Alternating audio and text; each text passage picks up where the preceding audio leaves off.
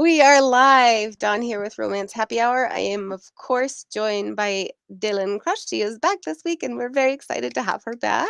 Yay! And Dylann and I are joined by Kathy Wheeler. We were going to have Liz Lincoln here as well. However, she is in the middle of a storm that knocked out her power and tornadoes and all kinds of stuff, so she could not make it today. Dylann has graciously offered to be our second reader. And I'm very excited because I don't think we've heard from these books. That you've got a couple books that we haven't heard from yet. So Yeah. The one that I'm going to read from tonight came out in December, so I haven't done a live reading of that one, and yeah, so and I haven't practiced because this is last minute, so we'll see how it it goes. was. It was literally 5 minutes before we were Mhm. coming. I was like, oh That's kind crap. of how things happen around here, though. We just roll I with it, know don't we? we do. Apparently. And yeah, I mean, Dylan, last week, Brittany, so this is why I'm like, okay, it's great that I've got COVID to our viewers right now. But last week, our guest host and one of our guests both had the flu. Who knows? It Oh could have been no! COVID. Maybe they like transmitted through like virtually. So Oh, I'm like, yeah, it's like rolling that's with not it. good. So That's we're not really good. It's talking a funny. true It's like, virus, right? Yeah, yeah, a computer virus. Yeah, it's a yeah. virtual virus. That's not cool if you can get a real virus from your computer. That's not good. I know. I know. So, but we're glad to have you back and Kathy L. Wheeler. Welcome, Kathy. Why Thank you. don't Dylan, tell us what you're working on, and anything else, and then we'll see a little bit from Kathy. Hear a little bit from Sure. Kathy. Yeah, I was in New Orleans last time. I was there for an author. I mean, it was kind of like a retreat slash like small group mastermind kind of thing. And this is the second year that I've gone, and so it was fun, but it was really it was a lot because it's New Orleans, and so there was we did some walking tours. I got to see like Anne Rice's house, and then we saw a place where William Faulkner wrote some books, and then we did like a badass women of New Orleans tour, and so that was kind of fun. So, and I And can't like I don't ask me like which women were the badass women of New Orleans because I can't remember their names, but their stories were way cool. by we, you mean you and 80, right? Was she there with you? I Yeah. thought I saw a picture of her with you. So Yes. 80 nice. 80 award and I were there. We went in a couple days early, and then there were lots of authors I mean, not lots, there were like 18 of us, but there were several more authors that were at the thing. So, Is a retreat. I mean, kind of like a retreat slash, like we didn't write. It was more, we were talking about marketing and, tech stuff and all that kind of stuff. But yeah, it was fun. It was a lot of fun. What else? What am I working on? So I mean, I don't know. This still counts, right? I did release Sipping Seduction. Oh, I'm gonna have to turn off my Ooh, blurred virtual background blur. background. Can't really It's see it. kinda making it a little bit mysterious, though. I know. It's Yeah. funny though. It's taking out his background too, so you can just see Evan. Um, Yeah. but so that released in December, like right before Christmas, and so I feel like I haven't shown it as much love as I probably should have. And then I'm also working on, oh, thanks, Linda. Hi, Linda. It's good to see you again. To see you here, by the way. Um, and then right now I'm working on some books under my alter ego's name. I have 2 releases next week. And then I've got, I don't know, I'm thinking about, I have a book that's like finished, Dawn, but it would be the first book in a brand new series. So Oh, I'm thinking about releasing that because my next Whiskey Wars book won't be ready for a while, but then I'm like, will that be confusing? I don't know. We'll have to maybe see if people want to weigh in on that. Because I do have um, a book written and everything, like ready to go. But yeah, it would be the first book in a brand new series, and so we'll that see. sounds fun, though. It is fun. It it is a fun book. Yeah. So we'll see. Well, so we have Kathy L. Wheeler joining us. Mhm. Kathy, tell us a little bit about yourself, what you're giving away, what you're reading from. So I write contemporary and historical romance. I'm waiting on a contract from Dragonblade. They're just making one change in it. So that's due any day. So that's exciting. I haven't written for them, but I won a contest. My book 7 of this series won a contest that I didn't even know it was in. And I think that she saw it. The CEO saw it and reached out. And so I was like, oh, okay, I mean, it was very exciting. Oh, that's way cool. It is way cool. And then last week I had a book bub for The Marquise Misstep, which is like book 3, because there's, the first one, which is a prequel, and then the second 2, and this is the second one. So that one had a book bub feature deal last week, and that's what I'm going to read from. So Okay. Awesome. Right. And you write for your historical books, they're under a different pen name, right? nope, Kathy L. Wheeler is the historical, Oh, and then historical. Mia, yeah, Okay. and then Mia Augustine is the contemporary. Got it. Okay. Oh, okay. I had a mixed up on which was which, but I was like, That's I know that okay. you had another pen name for one or the other. So Yeah. well, we're excited that you're able to make it tonight. Thank No you. bad weather where you are, right? Well, we moved to the Tacoma, Seattle area about Cool. 6 years ago. We lived in Oklahoma, so I know Uh-huh. all about that kind of stuff. And so I Yep. don't envy Liz at all. At all. Yeah. Have you lived in Yeah. Tacoma, Dawn? I mean, I that's did. our thing is always, has Dawn lived where all of our guests are joining us from? So I it's a did game. not live in Tacoma. I lived about 40 minutes away on the peninsula in Port Angeles. Oh, Okay. yeah. Okay. But my husband was born in Tacoma. Well, we Really? don't live Yes. in Tacoma. We actually live in Puyallup. Oh, yeah. Yeah. Yeah. I love it. So I always people are wondered like, how to how do say you that. say it? Huh? Right. I always wondered how to say that because it Yeah. always looks like pulley up. Holy up. So Yeah. what you do is it's like pew, like, Uh-huh. Yeah. and then Allop. Yeah. Puyallup. And Puyallup. then you're almost making the P silent, like Puyallup. Like you say Mhm. the P like that. Puyallup. Well, It took that's a long the time to learn it, and every time I said it, my husband's like, "You're saying it wrong." Every time. I'm like, I think it's you. that's where I actually started writing was in Port Angeles. Ah, And then I wrote my first book there, and then joined RWA and met Debbie Maycumber and got my first mhm. publishing contract when I was there and everything. So She's yeah, very nice. I met her isn't when she we so moved. sweet? Are you Mhm. in the chapter there on the peninsula They or don't they Seattle? don't have any more chapters here, but when I moved here, I joined 3 out of the 4. And Wow. so my dad used to live in Bremerton. He passed away, but my uncle is still there. So I know a lot of people up here. I mean, I tend to just jump in, and when I start something new, I just like, what can I do? Let me help. Nice. Well, Dylan, should we get to hearing from you? Sure. It's a little early, but sorry. No, I'm about to that's start fine. coughing, so I'm like, maybe I should. You know. I'm so sorry you're not feeling well, but I'm No, it's also really glad that you came anyways. I mean, those are the links we'll go to for you here yeah, at Romance Happy Hour, yeah. through sickness and in health. Yes, for sure.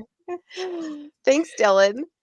All right, so I'm gonna read from gosh, I know my blurred background is not working, but it is Sipping Seduction. This is the third book in the Whiskey War series, and I'm just gonna start from chapter 1. Just a little bit of background on the series if you haven't read any of the books. There are 2 families in the town. It's a small town in Tennessee called Beaver Bluff, and the 2 families co-own, there's 3 families that co-own this whiskey distillery together, but 2 of the families have been feuding for generations. And so the Bishops and the Stewarts. And so this is one of the Bishop brothers. Book 1 is Drinking Deep, and that's one of the brothers. And then the second book is Tasting Temptation. That's another one of the brothers. And this is the third brother. There are one more brother and a sister. So chapter 1, we are in Evan's point of view. Spending time in nature was supposed to be relaxing. Whoever said that had never been on a hike with my best friend Franny and her hyper rescue mutt, who was also a failed therapy dog. Watch out! Franny raced around me in hot pursuit of Pete the dog, who'd just wrenched free from his collar and taken off after a squirrel on the trail ahead. I'd tried calling the rambunctious mutt Pete, but Franny insisted we use his full name.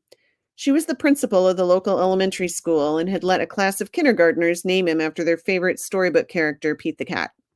It didn't seem to matter that Pete the dog didn't look like or act like the laid-back groovy cat who played the guitar and sang about buttons. It also didn't seem to matter that Pete the dog was supposed to be a trained therapy animal. He'd gone through the program one of Franny's friends started, but hadn't quite graduated. Franny had offered to work with him over the summer, and they'd made good progress. Pete the dog had passed most of his tests with flying colors, but just couldn't resist chasing after squirrels. I shifted the day pack higher on my shoulders and increased my pace. The tightness in my calf pinched, but I ignored it. 3 rounds of physical therapy still hadn't taken care of the injuries I'd sustained during my deployment. I was tired of my injury limiting me, so I pushed forward, finally catching up to Franny and Pete the dog. Can you believe him today? She tightened the collar and refastened it around the fluffy dog's neck. He was part Labrador Retriever and part poodle and looked like a larger-than-life chocolate teddy bear. I've been feeling so sorry for him because of school starting. You'd think he'd be grateful to get out on a hike one last time before he has to go back to the office with me. I shifted the weight off my injured leg and leaned against the trunk of a tall oak. When are you going to admit you're in over your head with that dog? Never one to back down, Franny knit her brows together. I couldn't see her eyes, but I could picture the glare she was shooting me through her dark sunglasses. What are you talking about? He's the sweetest dog ever. Until he sees a squirrel. I shook my head and turned to hide my smile. We're working on it. She wrapped the leash around her fingers and lifted her chin toward the trail. You want to keep going, or are you worn out already? I'd rather eat in a mountain of dirt than let Franny think I was ready to call it quits, even though my calf was begging me to turn back. Just waiting for you. Last one at the top has to pay for pizza, Franny said, then charged forward. I pushed off the tree and followed, struggling to keep up. It wasn't just my leg giving me issues. The doctors were able to remove most of the shrapnel that had been embedded in my muscle, but there was enough left to bother me on a daily basis. They wanted to do more surgery, but I'd refused. Working at the distillery my family co-owned didn't aggravate my injuries too much, but racing up a mountain did. Franny reached the top and stopped next to a large boulder. We'd hiked this trail dozens of times in the past, but this was my first attempt since I got back to Tennessee a couple years ago. It's official. Pizza's on you tonight. She took a swig of water and passed me the bottle. Either you're going soft on me and let me win, or you're more out of shape than you want to admit. Which is it? Maybe a little bit of both. I arched a brow, then tilted the water bottle up and sucked down a few swallows. I'd known Franny since grade school. She'd understand if I told her what the doctors said, that I'd probably never get back to 100%. But with a family who'd always thought of me as the athletic one, I wasn't ready to admit that I couldn't do everything I used to. Franny laughed as she reached into her own day pack and pulled out a collapsible bowl to give Pete the dog some water. I guess that means we need to get you out on the trails more. You've been taking it too easy at work. Yeah, right. Ever since the anniversary celebration we'd hosted at the start of summer, orders for the distillery had been pouring in. As the director of production, I'd been involved in too many meetings to count about how we could increase our output. Taking it too easy at work definitely wasn't the issue. You know I'm just teasing, right? Franny said. Nodding, I shifted my gaze toward town. From this high up on the trail, I could see the small downtown of Beaver Bluff spread out below us. Summer was still holding on. The warm temps had yet to give way to cooler fall nights. Soon the leaves would start to change, and the hillsides would turn into a colorful display of oranges, yellows, and reds. I drew in a deep breath, filling my lungs with the earthy scent of the woods. Franny pulled out her phone and came over to stand next to me. We need a picture. I think the last one we got was a couple of months ago at the distillery anniversary party. You and your pictures. I might tease, but I still wrapped my arm around her shoulder and grinned. Will you take it? Your arms are longer. Plus, I can't hold on to Pete the dog's leash and snap a picture at the same time. I took her phone and held it out in front of us, making sure to fit the dog into the frame before capturing the image. Send me a copy? Of course. She took her phone back and sent the picture via text while I turned back to take in the view. What are you thinking about? Seems like your mind is a million miles away today. No, I'm just thinking about it being the last day of summer. Remember when we were kids and we'd try to fit everything we'd missed over the whole summer into the last weekend before school started? I still couldn't believe Franny had gone on to become the principal of the elementary school we'd attended. She'd always wanted to be a teacher, but I couldn't wrap my head around her working in the office where I spent so much time trying to talk my way out of trouble. Those were the days. Look at us now. We're all grown up. I let my chin drop. Sure doesn't feel that way, does it? What do you mean?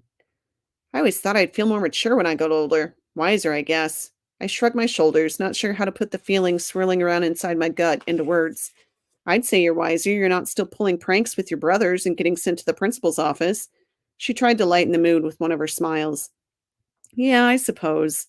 Hey, Franny's fingers rested on my arm. This sounds serious. What's going on? Nothing.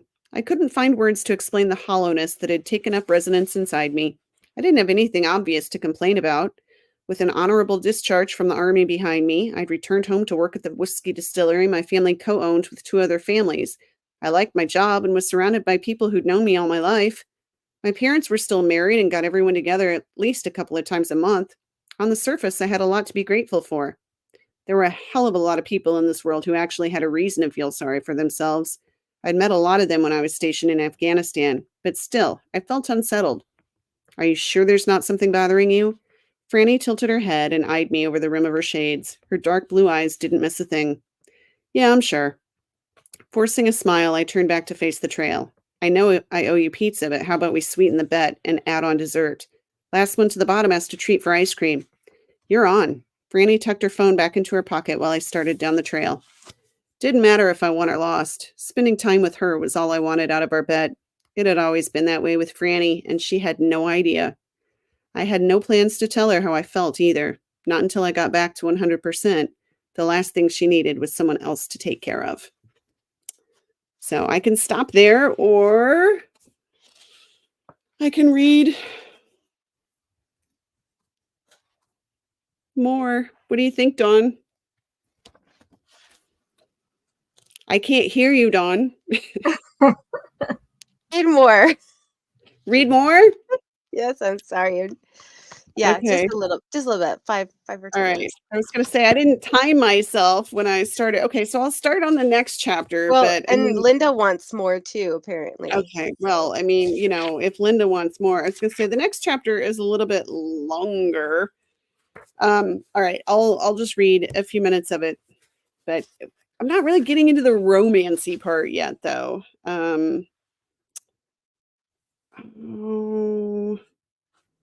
Oh, there's some better parts. I totally should have looked into this, Dawn, when you said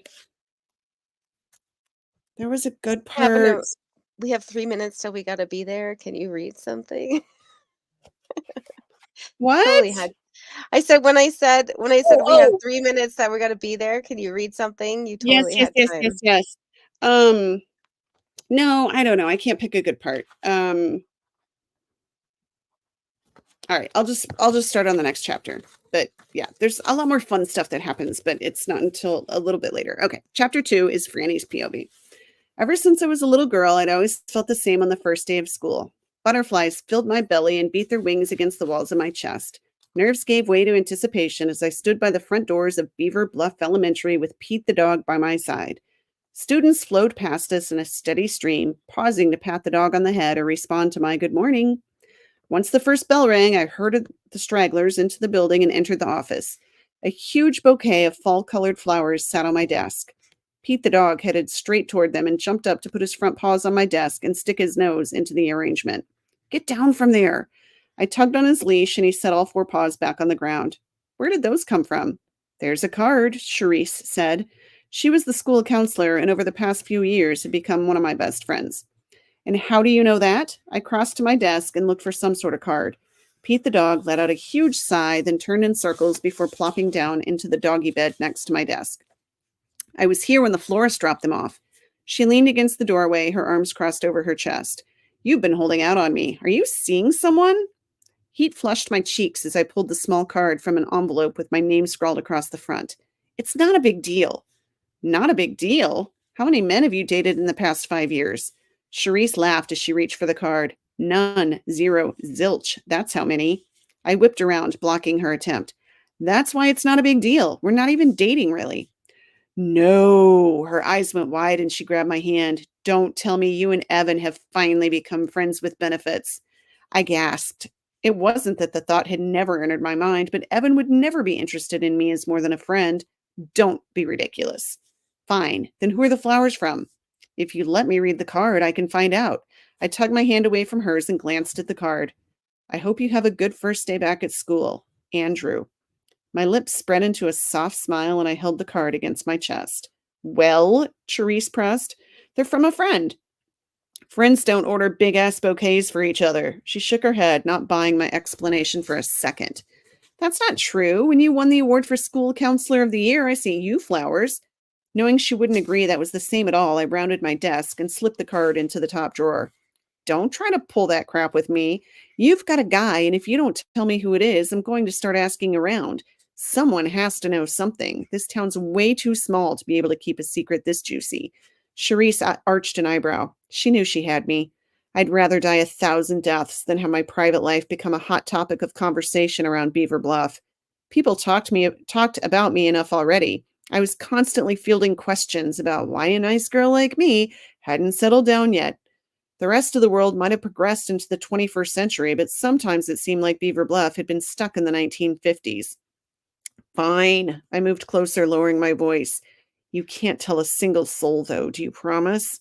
Her eyes lit up with anticipation. Of course. Say it.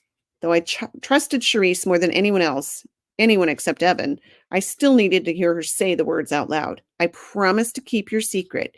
She mimed, locking her lips and tossing the key over her shoulder. Now spill.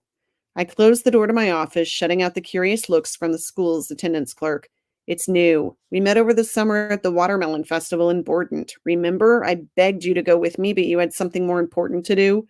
It was my mom and dad's 35th wedding anniversary dinner. Charisse's eyes widened. You can't hold that against me. I rolled my eyes. Right. What it was doesn't matter. What matters is I went by myself and ended up hanging out with this guy. And Charisse sat down at the small round table in my office. Tell me everything. I took the seat across from her. He was nice. We paired up for the watermelon seed spitting contest, and he asked if he could call me. Her brows furrowed with disappointment. There's got to be more. A man doesn't send flowers like that if all you did was spit seeds together. We met up for a couple of hikes. Then I saw him again in Asheville when I took my dad on that weekend trip to tour the Biltmore. Charisse bounced in her chair. Now we're getting somewhere. You had a weekend fling with him. Who is he? No weekend fling. Dad and I stayed with my cousin, and he was in a hotel. We just happened to be in the same place at the same time. What's wrong with him? The expression on her face said it all. Brows drawn, lips twisted into a grimace. She knew me well enough to know I was hiding something. Nothing's wrong with him. We're taking things slow. Honey, you take things any slower and your hoo-ha is going to have so many cobwebs blocking the entrance, you'll never be able to have a man. Charisse, keep your voice down. We're at school. I ground my molars together. She wouldn't give up until I'd told her everything. Charisse had the tenacity of a coonhound who'd cornered a rabbit and wouldn't give up. If you tell me what's going on with you and Mr. Flowers, I wouldn't get so worked up. She crossed her arms over her chest and glared at me. Last chance, Masterson. You want me to stop there? Yeah, that's good. I love it. Hoo-ha. All right. Yeah. Sorry. That's actually Cracking me what's up. in I the was book. like, I didn't even have to, censor myself. That's actually what's in the book. nice. Okay. Good. Adorable. We did have a couple questions from Linda, and then I had a couple that I Oh, jotted down. cool. Okay. So let's pop up one here. What kind of research do you do, and how long do you spend researching before beginning a book? Um, So I'll answer first, but then Kathy, I think you need to answer this too, and I'm sure your answer will be different because if you're writing historicals. But for me, I mean, it kind of depends. And I know Linda knows about my Whiskey Wars books, but for some books, it's a lot of research. For some, even though they're contemporary, but for some, it's not very much at all. It just kind of depends. If it's like for the Whiskey Wars books, I really enjoyed the research. I know we've talked about that before on the show. Mhm. um, having to tour whiskey distilleries and sample whiskey to, figure out how it's made and all that good stuff. That was really not a hardship. And so I'd say, I spent like several months, but it wasn't like I did a bunch of research when we were on a family trip and we drove through like Nashville and all along there in Tennessee and Kentucky where they have the whiskey trail and all that. And so, we were doing that when we were on a family trip, but that was months before I started writing the book. So I just knew that we were going to be in the area. But yeah, I mean, I think it depends. Some of the shorts that I write, I might just do a little bit of research on, what kind of job the hero or heroine have, or um, it it just depends. Some of them are a lot more intense than others, but I'm sure it's nothing like Kathy and historical. So, how much research do you do before you start a book, Kathy? Before I start, is you know, I kind of go with my gut for a lot of it, and then I'll run across something I need to know, like maybe what kind of weather for Hyde Park or the social hour. A lot of stuff you do pick up just from reading, right? But for the most part, I kind of research as I go. I am not a scholar on it. I don't pretend to be. I believe there's kind of a modern twist to my historicals in the sense the heroines aren't like this, like they used to be. And Hmm. I think the historical industry itself, we are flailing a little bit because the people who read those are older. If you Hmm. do a Facebook ad and you see that your long thing is 65 plus, but we know Hmm. other people read them, they just don't realize that you have these same tropes that contemporaries have, Hmm. and they've changed through the years. But as far as research, it's basically I research as I go. Hmm. And I'll Well, and stop. I'll stop and have to do it. But mhm. Yeah. I think the internet has made things, I mean, I wasn't writing books or anything before the internet, but I can only imagine, having to do research and while you're writing so many years ago, I mean, you have to like go to the library and check out a book or or yeah, find, maybe send a letter to someone to see, if they could answer you. And I feel like we're really, really lucky that we yeah. have access to so much information. I mean, even if I like to set a lot of my books in fictional towns because, I don't want to ever get, well, most of them are small towns, so that makes sense anyways. But, I have never really lived in a big city or anything like that. It's like I'm afraid if I tried to set a book in, like New York or something, somebody'd say, like, there's no Starbucks on that corner or, things like that. And so yeah, but even like Google Maps and it's just it's nice how That's much funny information you can because access. it seems like New York City is one of the easiest places to set something right. Especially if you belong to RWA and you would go to their conferences.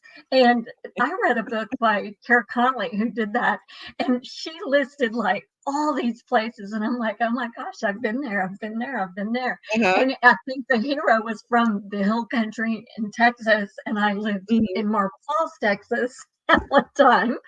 And of course, I grew up in Dallas. But it's just so funny. But then she went over to France and even did Paris and even a place outside Paris. And I hadn't been to the place outside Paris, but I've been Mhm. to Paris. So I think it's just fun. You can take a little bit of liberty. Yeah. Yep. I was actually this kind of spins off one of my questions that I jotted down was, do you always use fictional towns, and how do you decide your name for them, the towns? Both of you, I guess. Answer. Um, I think most of the time I use fictional towns because I like being able to, create what my characters need and what the story calls for and things like that. But not always. I do have a book that's set in Chicago. Getting Lucky in Love. That's one that was part of the Love Vixen series. And then I also have one where they went on a road trip, and so a lot of the sites in that book, All I Want to Do Is You. A lot of the places in that book are real because and that was a lot of research trying to figure out like how long does it take to drive from here to here, or how long does it take to fly from here to here, and things like that. Um, but yeah, I think it's easier for me when I set them in a fictional town just because it gives me more control. Try And you figuring can out really that travel stuff for Mhm. horse and carriage. Right, yeah. So I'll use Google Maps and I will put it on bicycle. Oh, And then I've that makes taken a sense. class. Yeah, I've taken a class, and then I would, um, and they gave us miles per hour. What kind of roads, Mhm, ruts in the roads compared to, was it winter, was it summer, was it raining all the time? Of course, England, it rains a lot, but still mhm, you have your rainier seasons. But yeah, that's hard to do. I don't really use mhm, many fictional towns. I usually have some place over there. Try not to use real title names, right? You have to be careful of that. But mhm, but as far as fictional towns, it sets, and I try to do the Google searches and look at the mhm, pictures people have posted on the landscape and that sort of thing. mhm. Yeah. That's really cute, Dylan. Pretty cute. Oh, the names though, I mean, of course, the Whiskey War series takes place in Beaver Bluff, and that's a nod to our longstanding inside joke about beavers, so I do like naming my towns something funny, Yeah. so I just wanted to forgot about point that it one. out that you brought up the beavers this time. Yeah. Yay. It Well, wasn't I me. because she asked about town names, and yeah, I gotta I work it in love there it. somewhere. Yeah. I actually, when I was getting sick and I was like had the chills, I was looking for my robe and I couldn't find it. And the only thing I could find was my Bucky onesie. And I stared at it forever and I thought this would be really cool to snuggle in right now. And then I thought, but I don't want to give it all COVIDed up. So Oh, well, and if you're like me, then you would get hot, and then you'd yeah, too hot, too cold. But and I then probably stared at it for a good couple of minutes trying to decide if I was gonna wear Bucky to snuggle with while I was sitting here sick.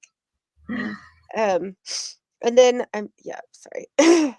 How did you decide to write in your genre? do you wanna answer that one first, Kathy? I started out in contemporary because I couldn't find the story to write the historical that I loved. I did write a Cinderella series that's sweet, where her shoe fits one of the sisters. So that one was easy. We didn't have to follow all the rules for historical romance, right? But then one time, and this is a true story, I was watching ESPN because I'm a sports person, and Tiger Woods had a wreck outside his house. He hit that gas meter, and then it all came out of all those women that Mhm, he'd been having affairs with, sadly. Um, but I was like, he offered to pay his wife to stay with him. And I was like, did he really just say that? And I'm like, that would be a great historical novel. And the reason is because women couldn't own property, mhm, their own property. And so that yeah, was The Earl's Error, which was my initial first book. And it was written years ago. And then I started writing a second one, third one, fourth on down the line. And then somebody said, or the editor said, we really need to to know more about how they met. And I'm like, then I talked to this girl, Monica Murphy. You might know who she is, but I said, I have this series. I know this is the one. She goes, write a prequel and put a chapter. I'm like, oh, and that's what I did. So that's how my series came out. That's fun. I always like hearing that. I love how random facts about things. I write American historical and just Yeah, random facts about history and just fun. things in general. Just give my Mhm. ideas. Are they Western Yeah, historicals? yeah, yeah. Are they set in Colorado? No, Montana. That's where I'm from. I live here in Montana. Okay. Yep, Montana girl. Well, we are up time for you, needing to see you read to us. So I'm going to Okay. pop you up here. If you need to set anything up, feel free. Let's see. Okay. Where my little we went. Here we go. I did find it. Basically, the story is a takeoff. She's best friends with the heroine and the Earl's heir. Her husband was a horrid man. He gets killed in book one, and that was probably it was a good thing. But she is a widow with two young girls, and that worries her. And this is a second chance love story, basically. She poured a cup with a dash of cream and handed it over, her fingers brushing his, sending a firestorm of sensations racing through her veins. A sudden grin split his perfectly formed lips. She could have kicked herself. That she remembered how he drank his tea gained him a distinct advantage, as if he didn't have enough over her. He set the cup aside and caught her unprepared, tugging her onto his lap. It did not escape her notice in how careful he was with her wrist. I've missed you, he whispered. His lips brushed hers, warm and soft, sweet, nostalgic, each bringing to the forefront how very conflicted her feelings were. This man had been her first love. He'd been the one to awaken the passion buried deep within. He'd been the one to quell the incessant criticism she'd grown up with. Virginia, young ladies do not laugh loudly. Young ladies do not consume large bites. Young ladies do not express excessive emotion. Dear heavens, you'll disgrace us all. Jenny shut her eyes, wishing she could shut out the criticisms and memories as easily. His fingers moved across her forehead, and before she realized it, he'd parted her hair. His other hand framed her jaw, immobilizing her at the horror of what he looked at. Rather than saying anything, he laid his lips on the deep scar where her hair no longer grew. Mortified, Mortified, she tore out of his hold, stumbled to her feet. Her leg hit the table, sending her cup teetering to the floor. How dare you! Her voice didn't come out indignant as she'd intended. No, it came out strangled and tearful and breathless, blast it all. Impatience flashed from him, but he let out a resigned sigh, his arms falling to his side. After a long moment, his expression turned serious. He stared her down, his brows meeting, his mouth a full frown. You're attending Griston's party in the country? Are you sure you're up for such an event? You haven't left this house in almost a year, and now you are flitting from place to place with no care for your reputation. My she pointed to the door. Out. I'm not leaving. I've waited months to have you to myself, though God knows why. He snagged a sandwich from the nearby tray and fell against the back of his chair. What was that man doing here anyway? That is none of your concern. It damn sure is. What of it? He arrived unannounced, just like someone else I know. She hated how petulant she sounded, but then nothing was going right for her that morning. Brock popped a second triangle into his mouth. He was certainly making himself at home, sitting back, legs outstretched. Probably coming to claim the homestead, he said, mouth half full. His words struck Jenny in the chest with the force of a wooden mallet. Dear heavens, you may be right. Don't worry, you won't be living here long anyway, once we're married. Shock rendered her speechless, the utter nerve. He pulled his legs in and leaned forward, reaching out with a long, elegant finger. He tipped her lowered jaw shut. She snatched her head back. I'm not marrying you. You had your shot, remember? I'm not marrying anyone ever. You need protecting. Your girls need protecting. And I have every intention of seeing them protected. Outrage colored her vision in a brilliant shade of scarlet, the color of blood depicted in paintings of war. We don't need you. I'm going to teach my daughters how to protect themselves. Sudden silence boomed throughout the morning room. She'd stunned him. His shock would have had her falling to the floor in gales, should have had her falling to the floor in gales of laughter. But she knew all too well how headstrong this man was. He'd been her downfall once before. Never again, she vowed. How do you expect your girls to teach them to defend themselves? He sputtered. You couldn't even protect yourself. His voice likely reached the rafters. Her hand flew, an automatic response that would have landed a solid crack against his cheek, but for his reflex that snagged her right wrist in mid-motion. His eyes glittered with his fury, his nostrils flaring. How dare you, she bit out through gritted teeth. Ever the gentleman, he released her the minute she jerked her hand. Darling, he said gently, girls are not taught to fight. Perhaps they should be. She plopped down on the settee, her hand this time catching the edge of the tray that held the sandwiches. What the devil was wrong with her? Again, Brock's quick reflexes saved the moment, rather than the tray. But her cup tottered and hit the floor a second time, rolling to a stop near the toe of her slipper. With a patience that surprised her, he scooped up her fallen cup and set it on its saucer. I don't mean to undermine your idea. It's a good one, but... He took in a deep breath as if to gain time. How do you propose to manage this improbable task? Her fingers twisted in her lap, another sign of his advantage. She stilled her fingers and reached for a sandwich. I'll manage. I have no wish for my daughters to end up at some wicked man's mercy. He gave her a pained look. She ignored it.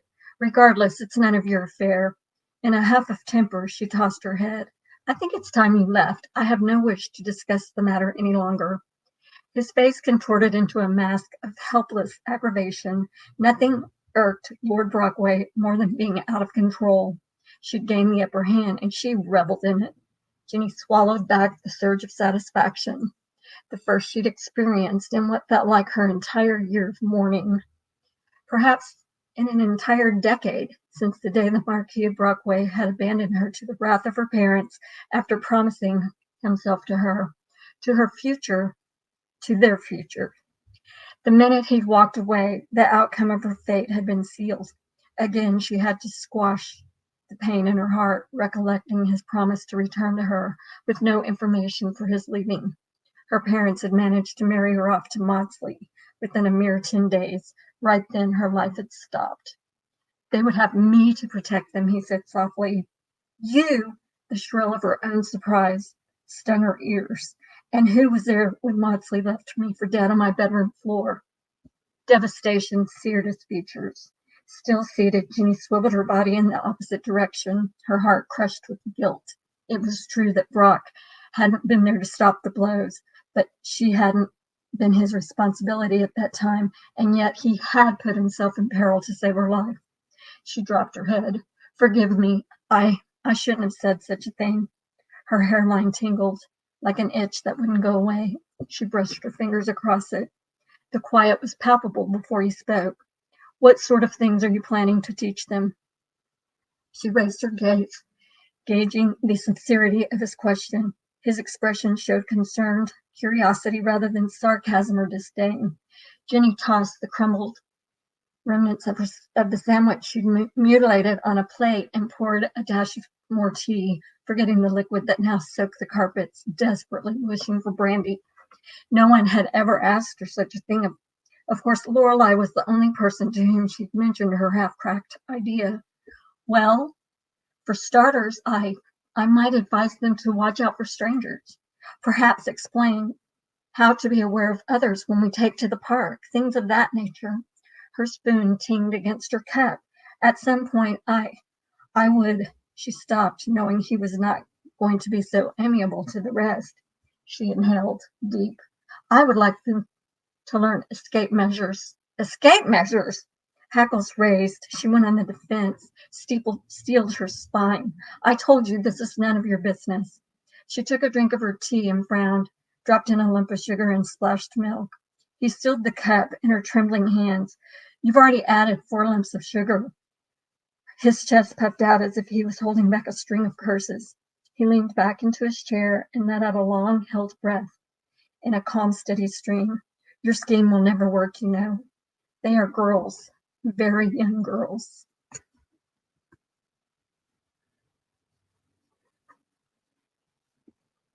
Getting us all Woohoo! muted. Yeah. There Love was it. a lot of conflict and tension in that scene. I got the most interesting review this past week. Like I said, this book had a book club last week, so of course a lot of people have been reading it. But somebody wrote a fantastic, when I say fantastic review, I wouldn't call it exactly, well, it was just amazing because she said, it may be old, but it's still true today. And she talked about how difficult the story was and how everybody needed to read it, and that she thought it was just really good in that sense. Wasn't a very long review, but it was just. Isn't that what we live for? I mean, you can be having, like the worst day, and then, we'll see like a review come across that was just like, this book was exactly what I needed today, and it's like, oh, Yeah, and we do it this for deals a with a reason. heavy it deals with a heavy subject, but Yeah. her ex-husband was very abusive. He did save her from that, and but she won't give him the time of day. This is only like in chapter 2, maybe 3, I think, that this happens. And what I love about this story is these 2 young girls. They're like 5 and 8, something like Okay. that. The 8-year-old is just old as time. She does not smile. She doesn't get her dress dirty. She treats she treats the sister, like she's the mother. Mm-hmm. And then the mother has to say, I'm sitting right here. You are Mm-hmm. not her mother, even though it was kind of intended that way during the marriage because it drew the attention to herself rather than to her daughters from the husband. So. Mm-hmm. And then the young little girl that's like, I want to be a pirate. So she is all her age of 5, just Mm-hmm. like a 5-year-old would be. So Mm-hmm. Do you write a lot of kids into your books? it's shocking, but I kind of do. I'm surprised I do. Mm-hmm. Yeah, yeah, yeah. I have one story in this series where there's a little boy who is running, and he runs up to the heroine in the park and said, Mama, Mama. And she's like, start to say, what? But then she sees this man coming after the little boy. And Oh. so there's a teeny bit of twist on that little boy, too. So, Mm-hmm. yeah, it was pretty fun. Yeah, I mean, sometimes in romance, like the kids don't have like a huge, I mean, they can have a big part, but not like a huge part because, obviously it's romance. So the main focus is the romance between, the main characters, whatever. But yeah, I do have fun sometimes writing kids into my books too. And it's fun to not make them be little kids. Mhm. Right now, I'm working in a story where the heroine got hired as a governess, and she's not Okay. a governess. And there's a boy in it. And so in that particular series, this is 20 years before the next book. Okay. And in this one, there's a 10-year-old boy who wants to go to school, but he can't. He's too young because you had to be 13. His brother, who is heir to the title, is Mhm. already at school. So he's very upset about that. Well, Mhm. he has a baby brother, and there's all these, it's just crazy what I did, but you don't find out parts of this until book 2. But in this Mhm. book, he he's taking care of his infant baby brother. And the uncle is like, but there's a wet nurse. Well, the wet nurse is a drunkard, so there's that. And so, but then he's like, you're only 10 years old. And he's Mhm. like, Papa gave him to me to take Yeah. care of. And that it's just so fun because this kid is just incredibly smart, Mhm. and the heroine doesn't want to be left alone with children by any stretch because she's Mhm. got a past of something. And it's fun. And she's showing Mhm. him how to she said, well, what kind of subjects do you like? Chemistry. I'm going to have a laboratory. So she Mhm. asks him, and here's some research for you, if he'd ever heard of Elizabeth Fulham, because she studied chemistry. And he's like, you're abandoning me. Women don't study chemistry. And so she's like, well, I beg to differ. She wrote a book on her findings. So there's Mhm. that. But then right before the kid leaves the scene, and at the end of the scene, the hero, who is the brother to the Earl, Mhm. says something like she's going to take a walk. And this is set up in Northumberland where it's cold and windy and there's cliffs. And she said, he said he doesn't want her to do it, but he can't really tell her no. You need to watch out. She said, well, apparently children aren't the only men in this household who don't realize women have a brain. I thought that was a fun sentence. Yeah. No, I do like a lot of the authors that we've had on the show who write historical books, their heroines do have a lot of agency. So they're not, like the historicals that I remember reading, back when I would ride my bike to the used bookstore in the summers when I was little and would pick up all of the books with Fabio on the cover and And those there, and like all this stuff just happened to them. But yeah, yeah, the historicals yeah. that people are writing today, they definitely the heroines have a lot more agency. Well, So I have I a think that question for you, both of you. When sure. you're writing your stories, you have a bunch of stories.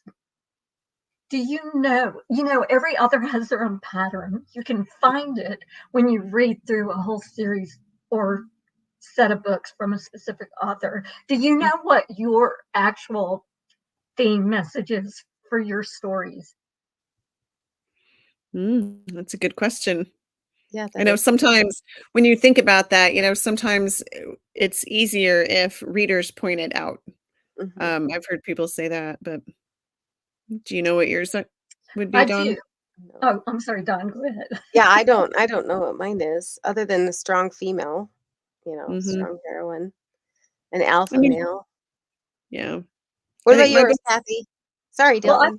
oh, that's I figured mine out. It was like, if I write the tagline for my stuff, it's like, women who save themselves, but the heroes better be there to catch them after the fact. Because that's what happens. I okay. noticed it in my contemporary, and I noticed it in my historical. Something will happen, and it's the women who save themselves. I even have one story, and that's the one with the little boy, where the heroine ends up saving. She gets thrown in this warehouse, and there's another man there, and she has to save him too. So I only just figured that out, a couple of weeks ago.